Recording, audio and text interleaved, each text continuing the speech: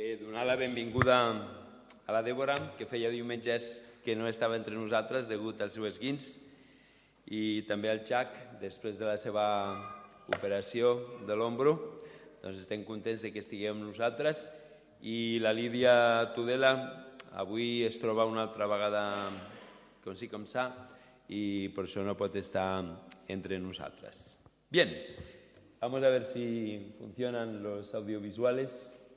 Lecciones que he aprendido del Camino de Santiago. Pasamos a la siguiente. Introducción. Bien, como muchos de vosotros sabéis, ayer regresé de caminar el Camino de Santiago. Para aquellos que no sois del país y no tenéis tal vez un conocimiento, dejadme que os diga que el Camino de Santiago es una ruta católica de peregrinación. Y os preguntáis, ¿qué hace un pastor bautista en una ruta católica de peregrinación? Pues peregrinar. El Camino de Santiago, desde hace más de 1000 años, está en funcionamiento. Según la leyenda, según la tradición, hace unos 1000 y pico de años se descubrió la tumba, o teóricamente se descubrió la tumba del apóstol Santiago, aquel que fue decapitado en el libro de los Hechos de los Apóstoles, perdió la cabeza en manos de Herodes y según las leyendas y las tradiciones católicas fue traído hasta Santiago de Compostela, os lo creáis o no, previo paso por Zaragoza, según dice la tradición, y entonces allá está la tumba del apóstol Santiago. Cuando la noticia corrió por toda Europa, en la Europa medieval, de que la tumba del apóstol Santiago estaba allí, la gente empezó a peregrinar de toda Europa hacia Santiago de Compostela para visitar la tumba del apóstol. Después de Jerusalén y de Roma, Santiago de Compostela se convirtió en el lugar más importante de la cristiandad para hacer peregrinajes. Así que durante 1000 años, literalmente millones de personas han hecho este camino de Santiago en búsqueda de la tumba del apóstol. En estos últimos años, muchos que sois viejos en el lugar recordaréis a Fraga Iribarne, don Manuel Fraga Iribarne. Él relanzó el Camino de Santiago y últimamente se ha convertido en algo muy popular en Europa y en todo el mundo, y muchas personas hacen el Camino de Santiago cada año. Algunos de nuestra iglesia han tenido el privilegio de hacerlo, ¿verdad, Victoria? Y el Camino de Santiago se ha convertido en una ruta que cada año centenares de miles de personas hacen por diferentes razones. Algunos los hacen por motivos espirituales, otros por motivos religiosos, otros simplemente por turismo, otros por un reto personal, otros por encontrarse a sí mismos, etcétera, etcétera. Yo cada año desde el año 1999 hago el Camino de Santiago cada año. Y para mí es una oportunidad para poder trabajar con personas cristianas y no cristianas. Este año, acabando ayer, llevaba un grupo. En total éramos 12 personas de Grecia, Alemania y España, con una mezcla de personas creyentes y no creyentes. Y la finalidad del camino es ayudar al creyente a repensar su relación personal con Dios y al no creyente poderse acercar a Dios a través de las conversaciones y de los diálogos que se establecen en el camino. Para mí el camino cada año es uno de los puntos más significativos del año, especialmente porque el Camino de Santiago siempre me ofrece muchas enseñanzas para mi vida personal. Yo veo el camino como una metáfora de lo que es la vida cotidiana y eso me ayuda a pensar y a reflexionar acerca de la vida cotidiana. Por eso lo que yo quería, en esta mañana era compartiros, han habido muchas, pero 4 lecciones que he aprendido en mi última travesía del Camino de Santiago y es lo que quería compartir con vosotros en esta mañana. La primera de las lecciones es la importancia del destino. Si podéis poner la siguiente diapositiva, a Santiago. Vamos a Santiago. Fijaos que esto es algo tremendamente importante, porque empezamos en un punto, pero queremos llegar a un destino. La cuestión no es caminar, ni caminar deprisa, ni caminar bien, ni caminar con el equipo adecuado. La cuestión es caminar en la dirección correcta, porque uno puede estar caminando y en vez de acabar en Santiago, acabar en Burgos. Entonces la caminata puede haber sido muy interesante, a efectos físicos puede haber cumplido su papel de ponernos en forma, pero sin embargo no haber llegado al destino que nosotros queríamos llegar. Así que no se trata solamente de caminar, sino que se trata de caminar en la dirección correcta. Además, uno puede caminar en la dirección contraria, pero es que uno también puede caminar en círculos. Dejadme que os ponga un ejemplo. El pueblo de Israel caminó 40 años por el desierto. Caminaron, pero no llegaron a ningún lugar. Por lo tanto, nuevamente, esto nos hace pensar en la importancia del destino, o nos hace pensar en la importancia de la meta. Nuestra meta, cuando empezamos el lunes en la mañana, era llegar a Santiago. Por eso la primera lección importante que yo veo en el Camino de Santiago y que os transmito a vosotros y os pido que penséis es ¿cuál es vuestra meta? ¿Cuál es vuestra meta en la vida? ¿Hacia dónde camináis? ¿Hacia dónde vais? Fijaos que yo hablo ahora de la gran meta. No hablo de esa meta de tomarme las vacaciones, de irme un fin de semana, de cambiarme de coche, de pintar la casa. No hablo de esas metas, que son buenas y son legítimas. Hablo de la gran meta hacia la que va nuestra vida. Hacia dónde se encamina nuestra vida. Y creo que eso es importante para los que sois más jóvenes, porque todavía tenéis tiempo de pensar bien hacia dónde va vuestra vida. Para los que somos más mayores, porque nunca es tarde para rectificar, porque es muy triste llegar a ese momento de la vida en que, como dijo el patriarca Job, mis años han sido pocos y malos. O como decía muy bien el escritor de Eclesiastés, antes de que lleguen los años en los que digas no hallo en ellos ningún contentamiento. Entonces, ¿cuál es nuestra meta, nuestra gran meta en la vida? Hablo de esa meta a la que todo creyente, a la que todo seguidor de Jesús debería de aspirar. Aquella meta que el apóstol Pablo, escribiendo a los filipenses, dice: no quiero decir que haya logrado ya esa meta o conseguido la perfección, pero me esfuerzo en conquistar aquello para lo que yo mismo he sido conquistado por Cristo Jesús. Y no me hago la ilusión, hermanos, de haberlo ya conseguido. Pero eso sí, olvido lo que he dejado atrás y me lanzo hacia adelante en busca de la meta, trofeo al que Dios, por medio de Cristo Jesús, me llama desde lo alto. Yo creo que la gran meta de la vida de un seguidor de Jesús es parecerse a Jesús. Parecerse a Jesús. Que cada día, en mi manera de pensar, en mi manera de actuar, en mis reacciones, en mis motivaciones, Jesús sea más evidente. Que conforme van pasando los años, haya menos de Félix, si me permitís, y haya más de Jesús. Que yo mismo me pueda dar cuenta de que cada vez es más natural el que Jesús se exprese a través mío. Pero a la vez que cada vez hay menos de mi naturaleza pecaminosa, de mis actitudes egoístas y egocéntricas en mí mismo. Esa meta de la que yo os hablo es parecernos a Jesús. Es la meta que Juan, el apóstol Juan, decía: algún día seremos semejantes a él. Santiago quedaba lejos cuando empezamos el camino, pero la meta era clara, llegar a Santiago. La meta en la vida cristiana es clara, parecerse a Jesús. Que Jesús cada vez sea más evidente en ti y en mí. Si esa no es tu meta y eres un seguidor de Jesús, puedes acabar en Burgos, en Logroño, en Soria, incluso puedes tener la bendición de llegar a Zaragoza. Pero te has equivocado, ese no es la meta.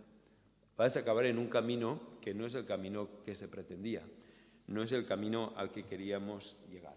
La gran meta de la vida cristiana, nuestro gran Santiago, si me permitís la expresión, es llegar a ser como Jesús.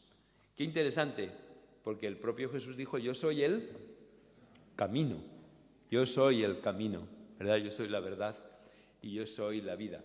Recordad que los primeros cristianos, antes de que se les conociera con el nombre de cristianos, lo cual era un nombre despectivo, se les conocía como los seguidores del camino. En el libro de los Hechos se les conocía como los seguidores del camino, aquellos que caminaban para hacerse más similares a Jesús. El libro de Hebreos, que se ha leído aquí, en el capítulo 12, dice: teniendo alrededor nuestro semejante nube de testigos, caminemos por delante la carrera que tenemos, puestos los ojos en Jesús. Y para mí esa nube de testigos son los que antes que nosotros han recorrido el camino, los que antes que nosotros se han esforzado por ser similares a Jesús. Y si me permitís, en los cielos hay una audiencia de toda esta gente que ha caminado el camino, que nos miran, que nos observan, que nos animan con su estímulo, con su ejemplo, a que nosotros pongamos los ojos en Jesús, porque si ponemos los ojos en Jesús no perderemos de vista la meta. Y a mí eso me lleva a haceros unas preguntas, con todo el amor del mundo, pero ¿cuál es vuestro Santiago? ¿Cuál es vuestro Santiago? No importa lo viejo que seas o lo joven que seas. ¿Cuál es tu Santiago en la vida? Es más, ¿hacia dónde te lleva tu camino? Haz un esfuerzo de proyectarte en el futuro. Si sigues así, ¿dónde vas a acabar? ¿Dónde vas a acabar? ¿Dónde va a acabar tu vida? ¿Hacia dónde te lleva tu vida? ¿Dónde te llevará el camino que actualmente estás transitando? ¿Este camino te lleva a parecerte más cada día a Jesús, a que Jesús sea más evidente en ti, en tu carácter, en tus motivaciones, en tus actitudes, o el camino que llevas te aleja de Jesús? Eso solamente tú puedes saberlo, pero es importante que tengas claro dónde está tu Santiago, hacia dónde vas, porque no es una cuestión de caminar, no es una cuestión de andar rápido, de andar equipado, ni siquiera es una cuestión de andar acompañado, es una cuestión de andar en la dirección correcta.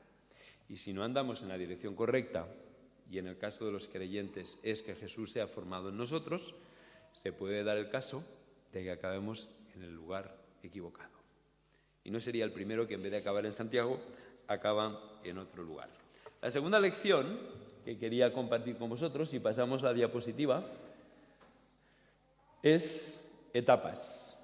Y pues, por favor, poned la otra diapositiva.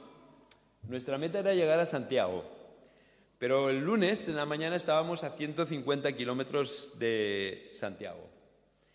Y la mitad de los que participaban estaban convencidos de que aquello sería imposible. 150 kilómetros en 5 días era un promedio de 30 kilómetros diarios y muchos mentalmente ya estaban convencidos de que no lo podrían hacer. Pero todos, sin excepción, llegamos. ¿Y sabéis por qué? Todos llegamos porque dividimos el itinerario en diferentes etapas. No es cuestión de comerse el pastel de golpe. Es cuestión de fragmentar el pastel para poco a poco podérnoslo comer. Lo que cada día caminábamos nos acercaba más a nuestra meta, Santiago. Lo que cada día caminamos, lo que cada día hacemos en la vida, nos puede acercar más a nuestra meta, que Jesús sea formado en nosotros, o contrariamente nos puede alejar de ello. En el grupo de 12 personas que caminábamos juntos, cada día manejábamos la cantidad de kilómetros que eran aceptables para nosotros. Mi responsabilidad como guía era forzar el ritmo. Yo sé que la gente puede dar mucho más de lo que ellos se piensan. Si de ellos hubiera dependido, muchos no hubieran caminado más que 10 kilómetros, pero todos pudieron acabar los 30 kilómetros y cada kilómetro les acercaba a su Santiago. ¿Qué os quiero decir con esto? Lo que os quiero decir con esto es que la gran meta de parecernos a Jesús es una meta que se tiene que dividir en pequeños trozos para poderla trabajar. Y a mí me gusta porque el método que el Señor nos ha dado es el cada día. Trabajar cada día para acercarnos a la meta. Nosotros nos levantábamos cada día para cada día acercarnos a la meta que el Señor que teníamos propuesta. Y lo mismo es en la vida cristiana. La unidad de trabajo que Dios te ofrece a ti y a mí es el día. Fijaos que es interesante. Jesús, ¿qué es lo que dice? Si tú quieres ser un seguidor mío, es decir, si tú quieres hacer el camino, ¿qué es lo que debes de hacer? Debes de negarte a ti mismo. ¿Cuándo? Cada día. Tomar tu cruz y seguirme. Para mí, lo que eso significa es que tú y yo creo que no tenemos fuerzas ni capacidad más que para manejar cada día. Por eso dice la Biblia que basta cada día su propio afán. Manejar el día de hoy. De alguna manera, lo que yo os invito es que cada día, cuando uno se levanta, ha de reconfirmar, ha de reafirmar su compromiso de seguir a Jesús ese día. Yo les decía a mis compañeros del camino, no te preocupes, la cuestión es llegar hoy. Mañana ya hablaremos, pero hay que conseguir la meta de hoy. Y creo que el día es la unidad de trabajo que el Señor nos da a cada uno de nosotros. Levantarnos en la mañana y tomar la decisión consciente e intencional de ese día dejarlo en las manos de Dios, de ese día seguir a Jesús, de ese día esforzarnos por parecernos más a Él, de ese día de manera consciente, de manera proactiva, buscar que su carácter se refleje más y más en mi vida. Es interesante porque el Señor dice que cada día tomemos la cruz y le sigamos. Y a la misma vez, Él dice que cada día renueva su fidelidad y renueva su misericordia. Todo el mundo quiere teofanías. La teofanía es la aparición de Dios que haga que la vida cambie de manera milagrosa. Todo el mundo quiere eso. Como todo el mundo quiere adelgazar sin dejar de comer o aprender idiomas sin esforzarse. Pero lo que la Biblia nos enseña es que es cada día, la pequeña lucha de cada día para que Cristo sea formado en nosotros. ¿Me he sabido explicar con suficiente claridad? Entonces, no hay meta lo suficientemente bestial o lo suficientemente dura que no se pueda conseguir si se divide en pequeñas unidades manejables. Y Dios, en su infinita sabiduría, te dice, basta cada día su propio afán. Trabaja el día de hoy. El día de mañana ya traerá sus propios retos y sus propios desafíos. La tercera lección, y la penúltima, que quiero compartir con vosotros es que no hay logro sin esfuerzo. Déjame que os ponga una... Esos son pies llagados, son pies llenos de ampollas. Pies llenos de ampollas.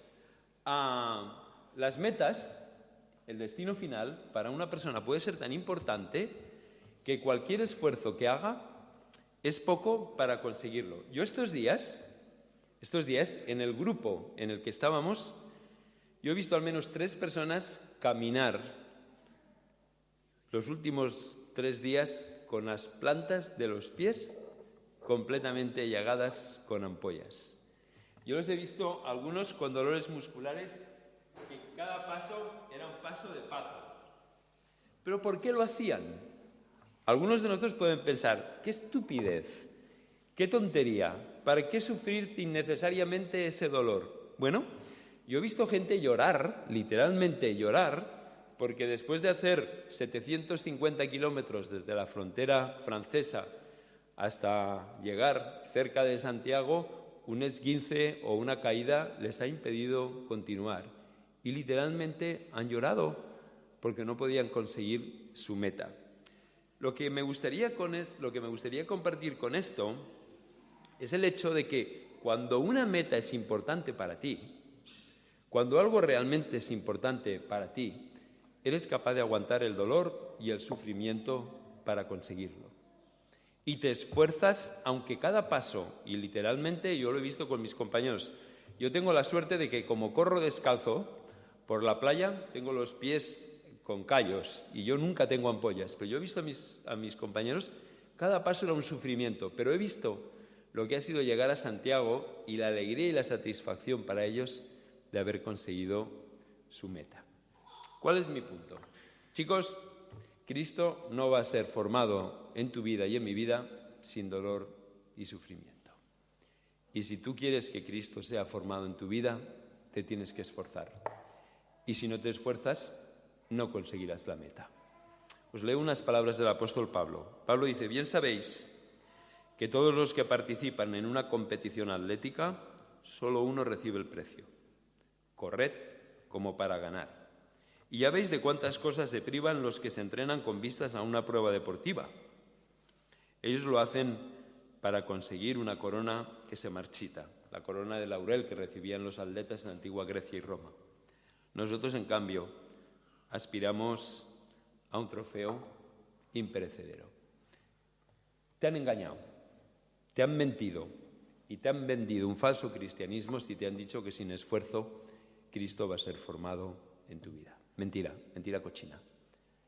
Si tú quieres que Cristo sea formado en tu vida, tú tienes que esforzarte, ser intencional y ser activo en desarrollar sus cualidades, su carácter y sus prioridades en tu vida.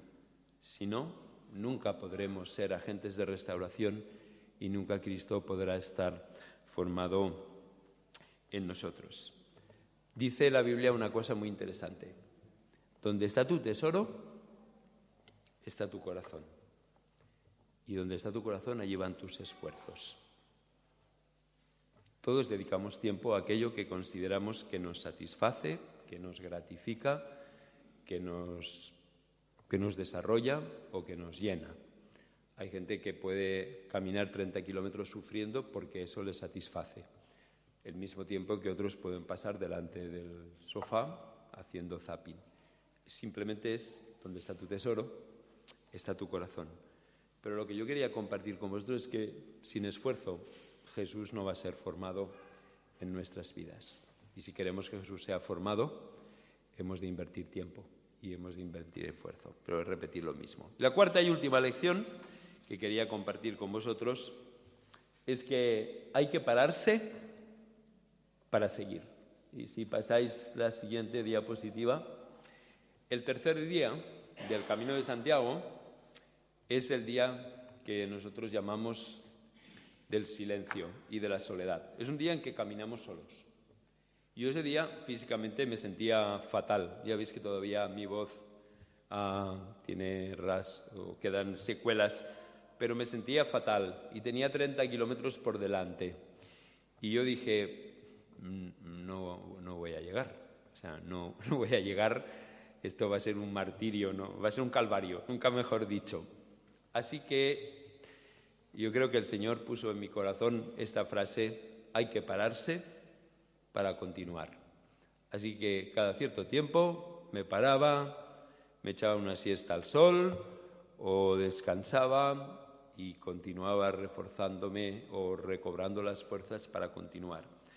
En el Camino de Santiago, cuando haces el camino, hay dos tipos de paradas. Una es una parada, si me permitís, técnica. La parada técnica es una parada en que tú dices, como veis ahí, ¿en qué dirección tengo que ir? Veis que hay dos flechas, una que va hacia adelante y otra que va hacia la derecha. Hay paradas técnicas que son muy importantes porque tienes que orientarte y tienes que saber si estás en el camino correcto. Y a veces es necesario pararse, mirar a tu alrededor y orientarte. Y esas son unas paradas técnicas que nos ayudan a buscar los signos que nos permiten estar seguros de que vamos por el camino correcto. Pero luego hay otras paradas que son paradas de habituallamiento.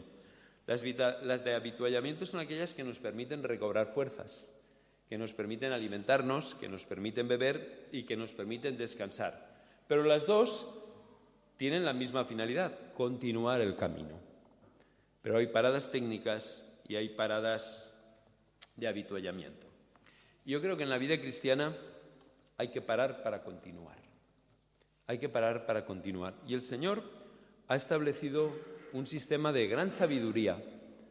Ha establecido un sistema de gran sabiduría para poder ayudarnos a parar para continuar. Y es el principio del Sabbat, el principio del sábado. Yo no estoy diciendo que tenemos que guardar el sábado, pero la Biblia nos dice que el Señor 6 días a la semana trabajó y el séptimo día descansó. Y el Señor estableció un tiempo obligatorio. Cada 7 días que es el Sabbat. Pero el Sabbat tiene esta doble finalidad. Y dejadme que lo explique y con esto finalizo el sermón de hoy. La primera finalidad del Sabbat es que cada 7 días Dios te da la oportunidad de pararte y ver si estás en la dirección correcta. Cada 7 días el Señor, y lo hemos hablado en más de una ocasión, el Señor te da la oportunidad de que te pares, que te reenfoques y que te reorientes. ¿Hacia dónde estás caminando? ¿Hacia dónde te lleva tu camino? ¿Dónde vas a parar si sigues así? Es evidente que Jesús se está formando en tu vida. Cada 7 días el Señor te da la posibilidad de que te reorientes, de que recalibres, que reenfoques tu vida. Cada 7 días. Os lo digo de todo corazón. El domingo no tiene como finalidad venir aquí. El domingo tiene como finalidad recalibrar nuestras prioridades, nuestro estilo de vida, nuestra manera de vivir. Lo podemos hacer viniendo aquí, pero podemos venir aquí y continuar desorientados y continuar descentrados y continuar desenfocados. El Sabbat es un espacio que el Señor provee en tu vida para que te recalibres y te reorientes. Y a la vez, un espacio que el Señor provee para que te puedas habituallar, para que puedas descansar, para que puedas comer emocionalmente, intelectualmente y espiritualmente. Pero eso no pasa aquí. Eso es un espacio que el Señor te da a ti y que tú tienes que cultivar en el contexto de tu vida personal y de tu familia. Esto ayuda, pero no sustituye. Esto ayuda, pero no sustituye. Pero para mí la lección importante es, tú y yo necesitamos espacios en nuestra vida en que nos paremos, nos reorientemos, nos recalibremos, nos reenfoquemos y veamos en qué camino vamos. Y a la vez nos aseguremos de que nos estamos renovando física, emocional y espiritualmente. Eso es lo que permite poder llegar al final del camino. Eso es lo que me permite en el día a día ser un seguidor del camino. Así que permitidme que acabe resumiendo estas 4 lecciones del camino. Primero, destino, y es que Jesús sea formado en tu vida y en mi vida. Segundo, etapas, cada día tomar nuestra cruz y seguir a Jesús. Cada día renovar mi compromiso, trabajar el día como la unidad de seguimiento de Jesús. La tercera lección es, no hay meta sin esfuerzo y sin sufrimiento. Cristo no será formado en tu vida y en mi vida sin esfuerzo y sin sufrimiento. Y la cuarta y última lección que el camino me ha dado este año es, hay que parar para poder seguir. Parar para reorientarse y parar para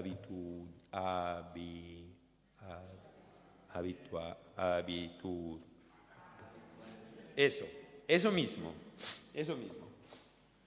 Bien, antes de que pasemos a la celebración de la Santa Cena, me gustaría que por un momento pensarais qué es lo que os lleváis de todo lo que hoy hemos vivido y hemos experimentado aquí. Por un momento, pensad.